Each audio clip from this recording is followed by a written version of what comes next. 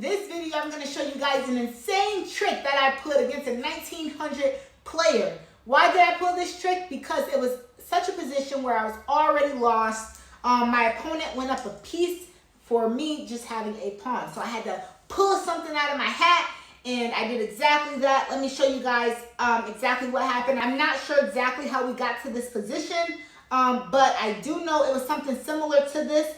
I do know that Black's king and Black's queen was in this position here, and I did realize that if I could just get this fork off, knight to b5, I could call check and fork his queen. So the question became, man, how do I get my knight to this square, b5? How could I get my knight square if he has a pawn literally protecting this square? And that's when I had to pull out my deflection. I had to do something to deflect this pawn from this square. So I played the move bishop to d5.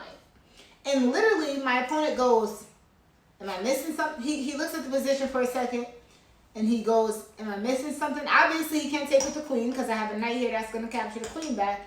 And he goes, am I missing something? And then he takes with his pawn. Turns out he was missing everything. He missed the fact that my knight could go to b5, saying check, and also threatening his queen. This is called a knight fork. Check, and I'm threatening your queen at the same time. What you gonna do?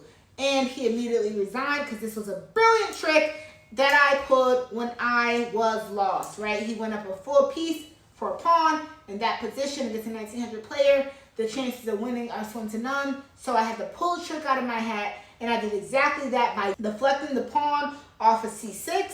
As soon as I got the pawn to d5, I was able to put my beautiful knight in the square I wanted it to go to begin with. Knight to d5 is a brilliant move.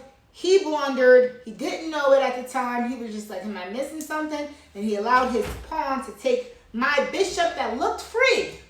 But usually if your opponent does something crazy, like just put a bishop in front of a pawn, there's probably something more to the story. But he fell for it. He played the move pawn captures bishop, and immediately this beautiful knight fork, check, threatening your king and threatening your queen. And at that point he resigned, because what are you going to do? The moment you move the king, I simply capture your queen and therefore win the game. So I just wanted to show you guys this brilliant or insane trick that I pulled against a 1900 player. Even he did not see it. I pulled this out of my hat of tricks and I won the game.